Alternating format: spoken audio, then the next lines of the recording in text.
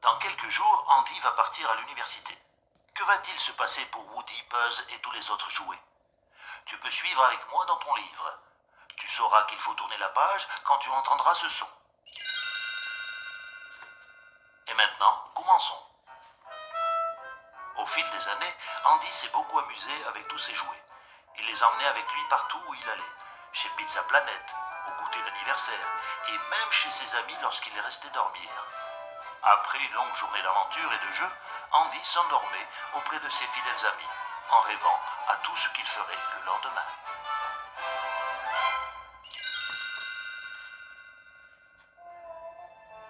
Mais comme tous les enfants, Andy a fini par grandir. Dans quelques jours, il va quitter la maison pour aller à l'université. Les jouets sont très inquiets. Cela fait des années qu'Andy ne joue plus avec eux. Et ils ont peur qu'il les ait oubliés. Vite, il leur faut un plan pour attirer son attention. Les jouets s'emparent du téléphone portable d'Andy et courent se cacher dans le coffre à jouets. Jessie tient un autre téléphone dans ses mains. Woody se tourne vers ses amis. Attention, ne gâchons pas notre seule chance. Tout le monde est prêt. Jessie hoche la tête et compose le numéro d'Andy. Les jouets retiennent leur souffle pendant que la sonnerie retentit. Finalement, Andy plonge sa main dans le coffre et retire son téléphone, que Rex tenait serré dans ses pattes. Voyant qu'il n'y a personne au bout du fil, Andy raccroche et sort de sa chambre. Les jouets sont effondrés. Rex veut encore y croire. Oh, il m'a pris dans sa main. Oh, il m'a vraiment pris dans sa main. Mais Monsieur Patate sait qu'Andy ne jouera plus jamais avec eux. On se fait des idées. Ce petit a déjà 17 ans. Woody secoue la tête tristement. Les jouets sont morts d'inquiétude. Vont-ils être rangés dans le grenier à jamais pour que personne ne joue plus jamais avec eux? Ou pire, va-t-on les jeter à la poubelle? Buzz veut que ses camarades soient prêts. On va passer en mode grenier. Gardez bien sur vous tous vos accessoires. Mais le sergent et ses hommes ne veulent pas attendre. Ils grimpent sur le rebord de la fenêtre. La guerre est finie, messieurs. Mes hommes et moi, on lève le camp. Puis, un à un, les soldats sautent dans le vide. Consternés, les autres jouets regardent les soldats déployer leurs parachutes et se faire emporter par le vent. Woody tente de rassurer ses amis. Aucun d'entre nous ne finira à la poubelle. Nous sommes tous là, non? Oui, enfin, je sais que nous avons perdu quelques amis en chemin. Mais en dépit de je ne sais combien de vides-greniers, Andy nous a gardés. S'il ne nous aimait pas, nous ne serions plus ici. Les jouets hochent la tête. Ils espèrent que Woody a raison. Après tout, Andy ne les abandonnerait pas. Ils finissent par se calmer et retournent à leur place. Buzz s'approche de Woody. Eh bien, quoi qu'il arrive, nous serons ensemble au moins. Un peu plus tard, Andy est en train de jouer sur son ordinateur lorsque sa maman vient l'aider à faire sa valise. Tout ce que tu n'emportes pas à l'université va au grenier ou à la poubelle. Apercevant tous les vieux jouets d'Andy, elle lui suggère de les donner à la garderie Sunnyside. Andy jette un coup d'œil sur ses vieux jouets. Maman, personne ne voudra de ces vieux jouets.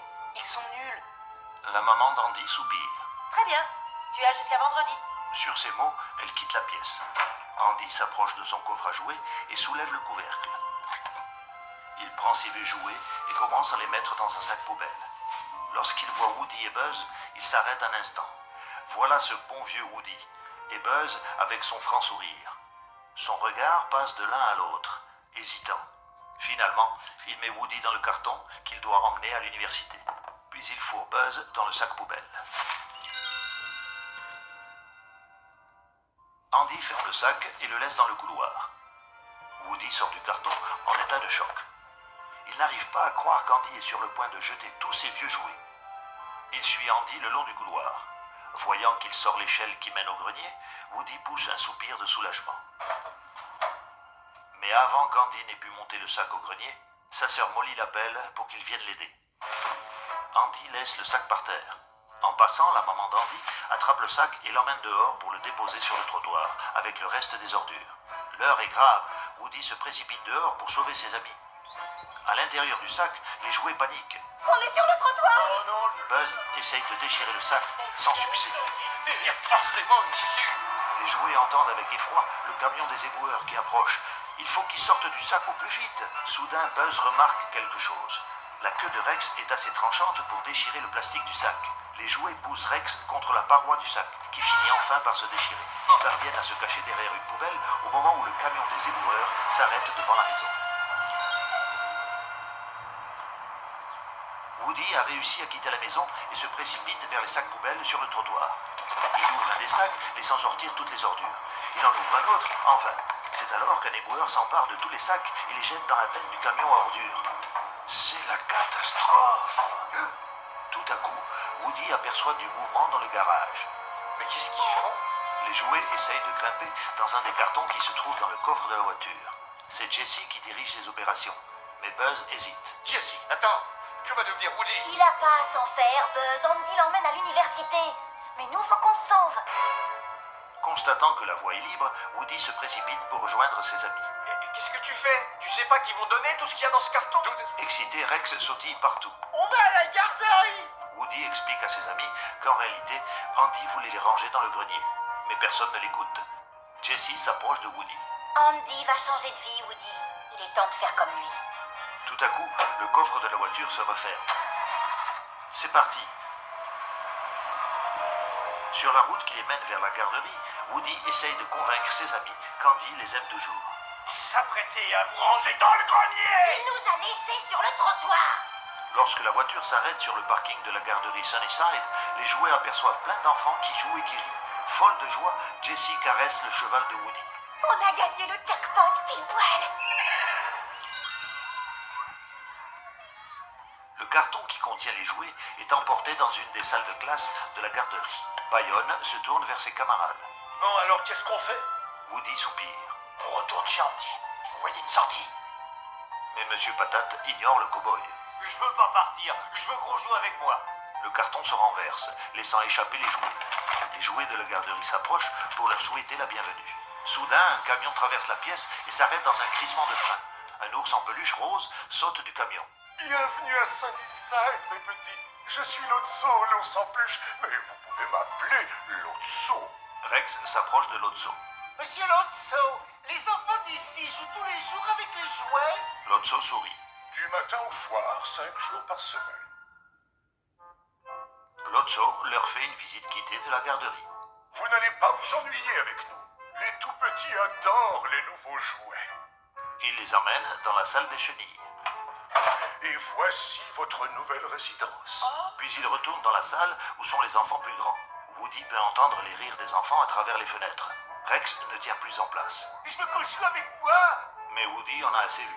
D'accord, les amis, c'est sympa ici. C'est vrai. Mais on devrait rentrer, vous croyez pas? Buzz s'approche de son vieil ami. La mission Andy est terminée, Woody. Ce qui compte maintenant, c'est de rester ensemble. Woody regarde les jouets avec tristesse. Il faut que j'y aille. Puis il fait demi-tour, laissant ses amis.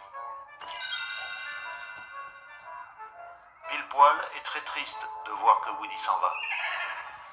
Buzz essaye de consoler le petit cheval. Woody accompagne Andy à l'université, c'est ce qu'il a toujours voulu. Juste à ce moment, la cloche retentit. Puis des bruits de pas se font entendre dans le couloir. Rex court vers la porte. Ça y est! Quelqu'un va jouer avec moi! Les enfants crient de joie à la vue des nouveaux jouets. Mais ces derniers découvrent bien vite que la garderie n'est pas l'endroit de rêve qu'ils imaginaient. Jessie se retrouve avec les cheveux peints en bleu et la queue de Rex est arrachée. Un petit garçon a mis l'œil de Monsieur Patate à la place de son nez. Bayonne se retrouve quant à lui trempé dans la colle puis recouvert de coquillettes et de paillettes. Entre-temps, une petite fille appelée Bonnie a trouvé Woody. Elle le ramène chez elle pour le présenter à tous ses jouets. Il y a là Monsieur Labrosse, un hérisson, une charmante licorne qui s'appelle Bouton d'Or et un tricératops nommé Trixie. Woody leur demande de l'aide. Dites-moi seulement comment on sort d'ici. Les jouets de Bonnie sont très gentils et voudraient bien que Woody reste avec eux. Ils conseillent à Woody de se détendre. Bonnie joue avec ses jouets tout l'après-midi. Après lui avoir fait faire un voyage en vaisseau spatial, Bonnie serre Woody contre elle. Tu nous as sauvés, cow-boy. Tu es notre héros. Woody avait oublié comme c'était bon que l'on joue avec lui. À Sunnyside, les jouets d'Andy en ont assez d'être jetés par terre et secoués dans tous les sens. Buzz va voir Lotso pour lui demander de les transférer dans l'autre salle avec eux. Il trouve Lotso et sa bande près de la machine à bonbons, en train de discuter. Ils parlent des jouets d'Andy. Une pieuvre appelée Flex dit même qu'il mérite de partir à la décharge. Vite, Buzz doit prévenir ses amis. Lotso et sa bande ne sont pas du tout gentils, bien au contraire. Soudain, un énorme poupon s'empare de Buzz. Lâchez-moi!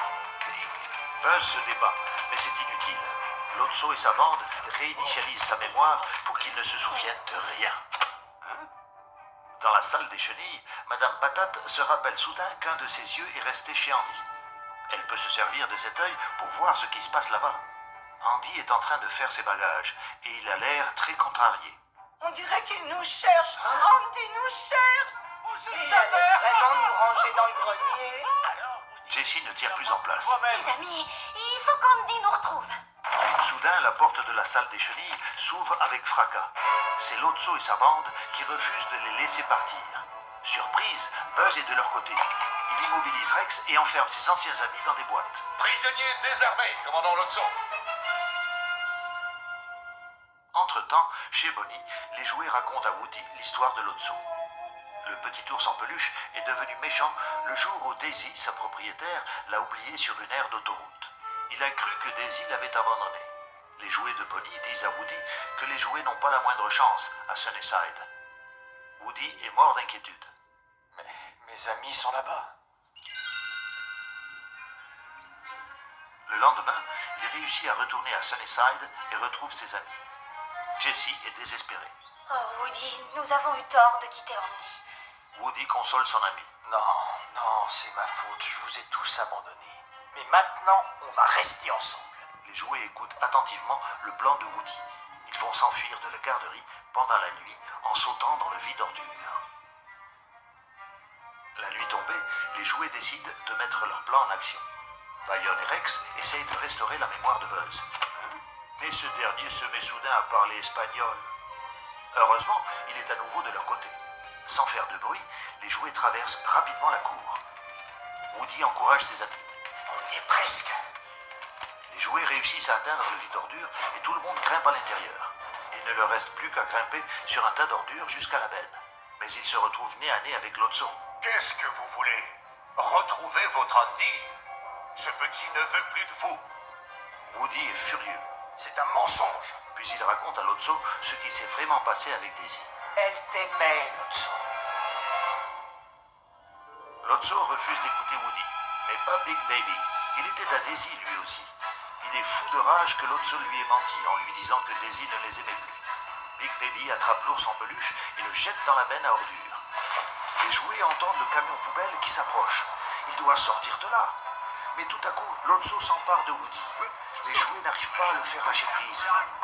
Le camion arrive et soulève la benne. Les ordures se déversent dans le camion, entraînant les jouets dans leur chute.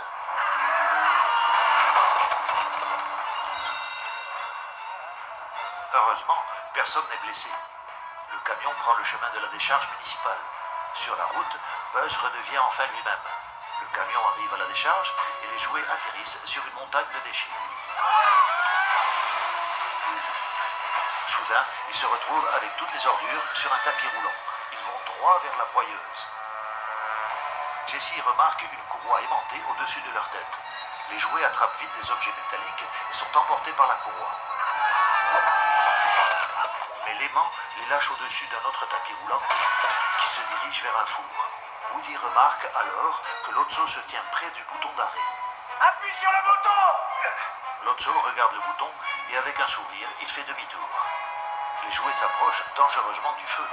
Jessie se tourne vers Buzz. Buzz, faut faire quelque chose.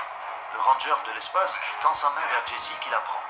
Les jouets se serrent les uns contre les autres en avançant vers les flammes. Soudain, une ombre passe au-dessus de leur tête.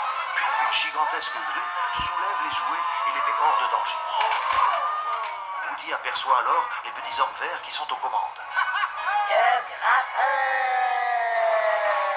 Ils savaient bien que le grappin les aiderait à rentrer à la maison. Les jouets sont enfin hors de danger. Sautant dans un camion poubelle, ils réussissent à regagner la maison d'Andy, puis ils se faufilent à l'intérieur. Les jouets grimpent dans le carton où il est écrit grenier, à l'exception de Woody et Buzz. Woody tend la main à son ami. Je suis sûr qu'on se reverra. Zigzag sort sa tête du carton. Amuse-toi bien à l'université. Tous les jouets disent adieu à Woody. Buzz sourit. Tu sais où nous trouver, Cobray. Puis Woody et Buzz grimpent chacun dans leur carton. Woody est bien installé dans le carton qui part à l'université lorsqu'il entend la voix de la maman d'Andy dans le couloir. J'aurais tellement aimé être toujours avec avec toi. Tu le sauras, maman. Soudain, Woody a une idée. Il saute de son carton et griffonne l'adresse de Bonnie sur un papier qu'il dépose sur celui qui doit aller au grenier. Puis il rejoint ses amis dans leur carton. Lorsqu'Andy voit le papier, il se dit que c'est une très bonne idée de donner ses jouets à un enfant qui va en prendre soin. Il prend sa voiture et va voir Bonnie qui joue devant chez elle. Andy lui apporte le carton plein de jouets. J'ai apporté quelques jouets. Ils sont à moi, mais je pars très loin d'ici. Et il faut que je trouve quelqu'un d'exceptionnel pour jouer avec eux. Puis il sort ses jouets un à un. Il est surpris de voir que Woody est là aussi. Tu sais, Woody est mon meilleur ami depuis... je m'en souviens même plus. Tu crois que tu peux t'en occuper à ma place? Bonnie serre le cow-boy dans ses bras. Andy et Bonnie jouent ensemble quelques minutes. Puis Andy retourne vers sa voiture. Il jette un dernier coup d'œil vers ses jouets, restés avec Bonnie. Merci, les amis. Puis il démarre, tandis que Bonnie rentre chez elle avec sa maman. Woody regarde la voiture d'Andy qui s'éloigne peu à peu. Bonne route, partenaire. Buzz s'approche de son ami. Les jouets aimeront toujours Andy.